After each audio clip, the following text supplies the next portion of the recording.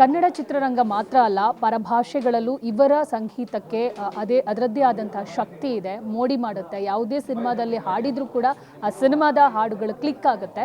ಸದ್ಯಕ್ಕೆ ಆ ಗಾಯಕ ನಮ್ಮ ಜೊತೆಗಿದ್ದಾರೆ. ವಿಜಯ್ ಪ್ರಕಾಶ್ ಅವರು ಇವತ್ತು ಒಂದು ಹೊಸ ಪ್ರಯತ್ನಕ್ಕೆ ಮುಂದಾಗಿದ್ದಾರೆ. ಅದು ಏನು, ಆ ಒಂದು ಪ್ರಯತ್ನದ ಫಲ ಹೇಗಿದೆ ಅದನ್ನು ತಿಳ್ಕೊಳ್ಳೋಣ. ಸರ್, ಮೊದಲಿಗೆ congratulation. Thank you so much. ತಾವೆಲ್ಲರೂ ನೋಡ್ದಂಗೆ ನಾವಿವತ್ತು ವಿಜಯ್ ಪ್ರಕಾಶ್ ಕಲ್ಚರ್ ಕ್ಲಬ್ ಬಗ್ಗೆ ಮಾಹಿತಿ ಕೊಟ್ವಿ, ದ್ವಾರ್ ಮ್ಯೂಸಿಕ್ ಬಗ್ಗೆ ಕೊಟ್ವಿ, ದ್ವಾರ್ ಸ್ಟುಡಿಯೋಸ್ ಬಗ್ಗೆ ಮಾತಾಡಿದ್ವಿ. ಇದೊಂದು ಪ್ರಯತ್ನ ಏನಂದರೆ, ನಾನು ಏನೇ ಇವತ್ತು ಪಡೆದಿದ್ರು ಅದೆಲ್ಲವೂ ಕಲೆಯಿಂದ, ನನ್ನ ಕಲಾ ಬಂಧುಗಳಿಂದ, ಜನರು ನಮಗೆ ನೀಡಿರುವಂಥ ಪ್ರೀತಿ. ಹಾಗಾಗಿ ಏನೋ ಒಂದು ನಮ್ಮಿಂದ ಒಂದು ಸಣ್ಣ ಕೊಡುಗೆ ಆಗಬೇಕು ಅಂತ ಒಂದು ಆಸೆಯಲ್ಲಿ ಈ ಪ್ರಯತ್ನವನ್ನು ಪ್ರಾರಂಭಿಸಿದ್ದೀವಿ. ಈ ಕಳೆದ 10 ತಿಂಗಳಿಂದ ನಾವು ಅನೇಕ ಕಾರ್ಯಕ್ರಮಗಳನ್ನು ಇಲ್ಲಿ ಮಾಡ್ಕೊಂಡು ಬರ್ತಾ ಇದ್ದೀವಿ. ಇದರ ಬಗ್ಗೆ ಇನ್ನೂ ಹೆಚ್ಚಿನ ಮಾಹಿತಿಯನ್ನು ತಾವೆಲ್ಲರೂ ಜನರಿಗೆ ತಲುಪಿಸೋದು ನಮ್ಮ ಸೌಭಾಗ್ಯ ಅಂತ ಭಾವಿಸ್ತೇನೆ. ಸರ್, ನೀವು ಯಾವುದೇ ಭಾಷೆಯಲ್ಲಿ ಆಡಿ, ಆದರೆ ಆ ಸಂಗೀತದ ಮೋಡಿ ಬೇರೆ ಥರನೇ ಇರುತ್ತೆ. ನೀವು ಹಾಡುವ ರೀತಿ ಆಗಿರ್ಬೋದು, ಅದನ್ನು ಪ್ರೇಕ್ಷಕರು ಎಂಜಾಯ್ ಮಾಡೋ ರೀತಿ ಬೇರೆ ಬೇರೆ ಥರ ಇದೆ. ಪ್ರತಿ ಸಿನಿಮಾದ ಒಂದು ಹಾಡಾದರೂ ಹಿಟ್ ಆಗೇ ಆಗುತ್ತೆ. ಸೊ ಇವತ್ತು ಅಂಥದ್ದೇ ಹಿಟ್ ಕೊಡೋಕ್ಕೆ ಈ ಥರದ್ದೊಂದು ಪ್ರಯತ್ನನ? ಖಂಡಿತವಾಗಿಯೂ. ಅಂದರೆ ನನ್ನಂಥ ಅನೇಕ ಕಲಾವಿದರು ಅವಕಾಶಗಳಿಗೋಸ್ಕರ ಕಾಯ್ತಾ ಇರ್ತಾರೆ, ಮತ್ತು ಅನೇಕ ಪ್ರತಿಭೆಗಳಿಗೆ ಕಲೀಲಿಕ್ಕೆ ಒಂದು ಅವಕಾಶ ಕಲ್ಪಿಸಿಕೊಡೋದು ಒಂದು ನಮ್ಮೆಲ್ಲರ ಜವಾಬ್ದಾರಿ ಆಗುತ್ತೆ.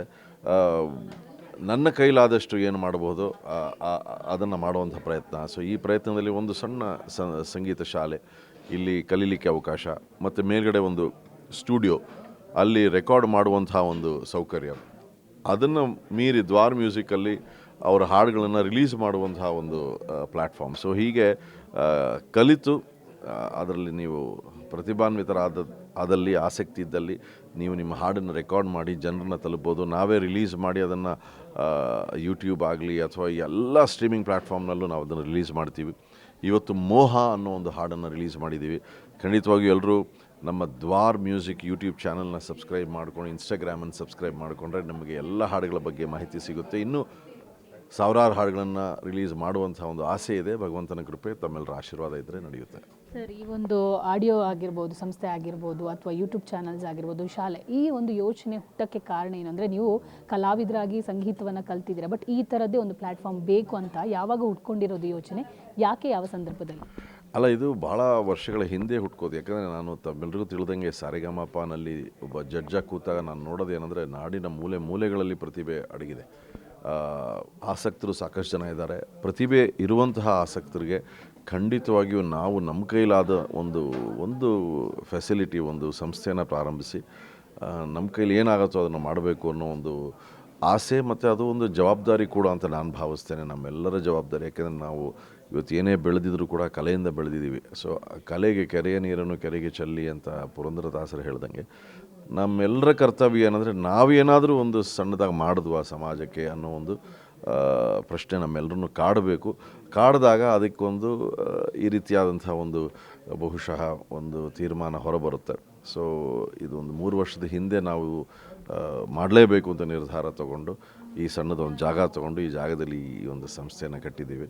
ಮತ್ತು ಜನ ಸ್ಪಂದಿಸೋ ರೀತಿ ನೋಡಿದ್ರೆ, ಇದು ಸಾಲದೇನೋ ಅನಿಸುತ್ತೆ. ನೀವು ನಿಮ್ಮ ಪತ್ರಿಕಾಗೋಷ್ಠಿಯಲ್ಲಿ ಕೇಳಿದ್ರೆ ಇದನ್ನು ಇನ್ನೂ ದೊಡ್ಡ ಮಟ್ಟದಲ್ಲಿ ತೊಗೊಂಡೋಗ್ಬೋದಾ ಅಂತ ಖಂಡಿತವಾಗಿಯೂ ಅನಿಸುತ್ತೆ. ಯಾಕೆಂದರೆ ಇಲ್ಲಿ ಬರುವಂತಹ ಆಸಕ್ತರನ್ನು ನೋಡಿದ್ರೆ, ಇದು ಸಾಲದೇನೋ, ಇನ್ನೂ ದೊಡ್ಡ ಮಟ್ಟದಲ್ಲಿ ಮಾಡಬೇಕೇನೋ ಅಂತ ಒಂದು ಭಾವನೆ ಬರುತ್ತೆ. ನೋಡುವ ಬರುವ ಭವಿಷ್ಯದಲ್ಲಿ. ಸರ್, VP ಕಲ್ಚರ್ ಅನ್ನುವಂಥ ಒಂದು ಕ್ಲಾಸಿಗೆ ಎಷ್ಟು ಜನ ಸ್ಟೂಡೆಂಟ್ಸ್ಗಳಿದ್ದಾರೆ? ಸೊ ಅವರ ಅನುಭವ ಹೆಂಗೆ ಶೇರ್ ಮಾಡ್ಕೋತಾರೆ ಅಂತ ಹೇಳಿ? ಅಂದರೆ ನಾನು ಹೇಳ್ದಂಗೆ, ಗೃಹಿಣಿಯರಿಂದ ಹಿಡಿದು ವೃದ್ಧರಿಂದ ಹಿಡಿದು ಬಾಲ್ಯರಿಂದ ಹಿಡಿದು ಎಲ್ಲರೂ ಬರ್ತಾರೆ. ಮತ್ತು ಡಾಕ್ಟರ್ಸು, ಎಂಜಿನಿಯರ್ಸು, ಈ ರೀತಿ IT ಕಮ್ಯುನಿಟಿಯಿಂದ ಬರ್ತಾರೆ. ಸೊ ಎಲ್ರಿಗೂ ಏನಂದರೆ, ಮೊದಲು ಅವ್ರಿಗೆ ಸಿಗೋದು ಸಂತೋಷ, ನೆಮ್ಮದಿ, ಮತ್ತು ಎಲ್ಲೋ ಒಂದು ಪ್ರೋತ್ಸಾಹ ಸಿಕ್ಕಿದಾಗ ಒಂದು ನಂಬಿಕೆ, ನಾವು ಕೂಡ ಹಾಡಬಹುದೇನೋ, ನಾವು ಕೂಡ ಕಲಾ ಪ್ರಪಂಚದಲ್ಲಿ ಮುಂದುವರಿಬೋದೇನೋ ಅನ್ನೋ ಒಂದು ಭರವಸೆ ಅವ್ರಿಗೆ ಬರುತ್ತೆ. ಎಲ್ಲರೂ ಇಲ್ಲಿ ಬಂದವರೆಲ್ಲರೂ ಸಂತೋಷವಾಗಿ ಬರ್ತಾರೆ, ಆನಂದದಿಂದ ಪದೇ ಪದೇ ಬರ್ತಾರೆ. ಈಗಾಗಲೇ ಒಂದು 2,500 ಕಮ್ಯುನಿಟಿ ನಮ್ಮದಿದೆ ವಾಟ್ಸಪ್ ಗ್ರೂಪಲ್ಲಿ. ಅದು ಬಿಟ್ಟು ಇನ್ಸ್ಟಾಗ್ರಾಮು ಇಲ್ಲಿ ಎಲ್ಲ ಒಂದು ಸಾಕಷ್ಟು ಸಾವಿರಾರು ಮಂದಿ ನಮ್ಮನ್ನು ಫಾಲೋ ಮಾಡ್ತಾರೆ. ನಾನು ಉತ್ಪ್ರೇಕ್ಷೆಗೆ ಹೇಳೋದಲ್ಲ, ನಾನು ಈಗ ನ್ಯೂಯಾರ್ಕಿಂದ ಮೊನ್ನೆ ಬಂದೆ.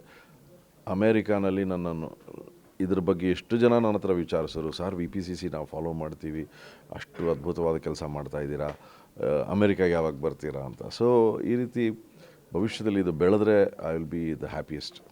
ಸರ್, ಈ ಒಂದು ಸಂಸ್ಥೆಯಿಂದ ಯಾರಾದರೂ ಸಿನಿಮಾ ರಂಗದಲ್ಲಿ ಹೋಗಿ ಪ್ರಯತ್ನ ಪಟ್ಟಿರೋದು ಅಥವಾ ಸಿನಿಮಾಗಳಿಗೆ ಹಾಡಿರೋದಾಗಿರ್ಬೋದು, ರಿಯಾಲಿಟಿ ಶೋ ಬಂದಿದ್ದಾರಾ ಅಂತ? ಅಂದರೆ ನಾವು ಹೇಳ್ದಂಗೆ ಇಲ್ಲಿ ಏನಂದರೆ ಕಲಿಸಿ ಅವ್ರಿಗೆ ಅವಕಾಶವನ್ನು ನಾವೇ ಕೊಡ್ತಾ ಇದ್ದೀವಿ. ಅಂದರೆ ಸಿನಿಮಾ ಒಂದು ಅದ್ಭುತವಾದ ಪ್ರಪಂಚ. ಇವತ್ತು ನಾನು ಈ ಮಟ್ಟಕ್ಕೆ ಬೆಳೆದಿದ್ದೀನಿ ಅಂದರೆ ನನಗೆ ಆ ಸಿನಿಮಾ ಪ್ರಪಂಚವೇ ಎಲ್ಲವೂ. ಆ ಕೃತಜ್ಞತೆ ನನ್ನಲ್ಲಿ ಸದಾ ಇದೆ. ಬಟ್ ಅದೊಂದು ಇಂಡಸ್ಟ್ರಿ ಆದರೆ ಅದರ ಹೊರತು ಇಂಡಿಪೆಂಡೆಂಟ್ ಮ್ಯೂಸಿಕ್ ಅಂದರೆ ಎಷ್ಟೋ ಜನ ಸಿನಿಮಾಗೋಸ್ಕರನೇ ಮಾಡಬೇಕು ಅಂತಿರೋದಿಲ್ಲ. ಒಂದು ಈಗ ಮೋಹ ಅನ್ನೋ ಹಾಡು ಅವರ ಕನಸೋದು, ಅವರ ಹಾಡು, ಅದನ್ನು ಸಿನಿಮಾದಲ್ಲೇ ತರಬೇಕು ಅಂತಿಲ್ಲ. ಒಂದು ಔಟ್ಸೈಡ್ ಸಿನಿಮಾ ತಂದರೂ ಕೂಡ ಕೇಳಲಿಕ್ಕೆ ಜನ ಇದ್ದಾರೆ. ಹಾಗಾಗಿ ನಮ್ಮ ಉದ್ದೇಶ ಕೇವಲ ಸಿನಿಮಾನಲ್ಲೇ ಹಾಡಬೇಕು ಅಂತಿಲ್ಲ. ಕಲೀರಿ, ಕಲಿತು ನಮ್ಮಲ್ಲೇ ನೀವು ಹಾಡನ್ನು ರೆಕಾರ್ಡ್ ಮಾಡಿ ನಮ್ಮ ಒಂದು ಆಡಿಯೋ ಲೇಬಲಲ್ಲೇ ಹಾಡನ್ನು ನೀವು ಹೊರತನ್ನಿ. ಮಾಡಿದ್ದೀರಾ ಸರ್ ಯಾವುದಾದ್ರೂ ಸಿನಿಮಾಗಳಿಗೆ ಇಲ್ಲಿಯ ಸ್ಟೂಡೆಂಟನ್ನು? ಖಂಡಿತ ಮಾಡಿದ್ದೀನಿ. ಸಾಕಷ್ಟು ಒಳ್ಳೆ ಪ್ರತಿಭೆಗಳನ್ನು ನಾನು ರೆಫರ್ ಮಾಡಿದ್ದೀನಿ. ಅವರಲ್ಲಿ ಯಾರಿಗೆ ಅವಕಾಶಗಳು ಸಿಗುತ್ತೋ ಸಿಕ್ಕಿದ್ರೆ ಬಹಳ ಸಂತೋಷ. ಇದೇನಂದರೆ ಇನ್ನೂ 10 ತಿಂಗಳ ಒಂದು ಸಣ್ಣ ಮಗು ಇದು. ಬಟ್ VP ಅನ್ನೋದಕ್ಕೆ ಒಂದು ತೂಕ ಇದೆಯಲ್ಲ? ಇಲ್ಲ, ಖಂಡಿತವಾಗಿಯೂ. ಇವತ್ತು ನೋಡಿ, ಈಗ ಮೋಹ ಅನ್ನೋ ಹಾಡನ್ನೇ ನೀವು ನೋಡಿದ್ರೆ ನನಗನ್ಸುತ್ತೆ ಈ ಹಾಡನ್ನು ಕೇಳಿ ಕೀರ್ತನಿಗೆ ಮ್ಯೂಸಿಕ್ ಸಿನಿಮಾಗೆ ಸಂಗೀತ ನಿರ್ದೇಶನ ಮಾಡೋ ಅವಕಾಶ ಸಿಗ್ಬೋದು, ತನುಷ್ ಅವ್ರಿಗೆ ಸಿನಿಮಾದಲ್ಲಿ ಹಾಡೋ ಅವಕಾಶ ಸಿಗ್ಬೋದು, ನಮಗೆ ಗೊತ್ತಿಲ್ಲ. ಬಟ್ ಏನಂದರೆ ದ ಪಾಯಿಂಟ್ ಇಸ್ ಕೇವಲ ಸಿನಿಮಾಲ್ಲಿ ಹಾಡಿದ್ರೇ ಹಾಡ್ದಂಗೆ ಅಂತಿಲ್ಲ. ಇವತ್ತಿನ ದಿನ ಕಾಲ ಬದಲಾಗಿದೆ. ಬೇರೆ ಬೇರೆ ಮಾಧ್ಯಮಗಳ ಮೂಲಕ ನೀವು ಹೊರಗೆ ಬರ್ಬೋದು, ಜನರನ್ನು ತಲುಪ್ಬೋದು. ಆ ನಿಟ್ಟಿನಲ್ಲಿ ನಾವು ನಮ್ಮ ಕೈಲಿ ಏನಾಗುತ್ತೋ ಹೆಲ್ಪ್ ಮಾಡ್ತೀವಿ. ಸರ್, ಕೊನೆಯದಾಗಿ ಸಾಕಷ್ಟು ಆಡಿಯೋ ಸಂಸ್ಥೆಗಳಿದೆ ಸರ್, ಸಾಕಷ್ಟು ಲೇಬಲ್ಗಳಿದೆ, ಅದಕ್ಕೊಂದು ನಿಮ್ಮದು ಸೇರ್ಪಡೆ ಆಗ್ತಾ ಇದೆ. ಯಾವುದಾದ್ರೂ ಸಿನಿಮಾ ನಮ್ಮ ಹಾಡನ್ನು ತಗೊಳ್ಳಿ, ಪರ್ಚೇಸ್ ಮಾಡಿ ಅನ್ನುವಂಥ ಒಂದು ಬೇಡಿಕೆ ಏನಾದರೂ ಬಂದಿದೆಯೇನು? ಅಲ್ಲ, ನಾವೀಗ ನಿಜ ಹೇಳಬೇಕು ಅಂದರೆ ಇದು ಮೊದಲನೇ ಪತ್ರಿಕಾಗೋಷ್ಠಿ.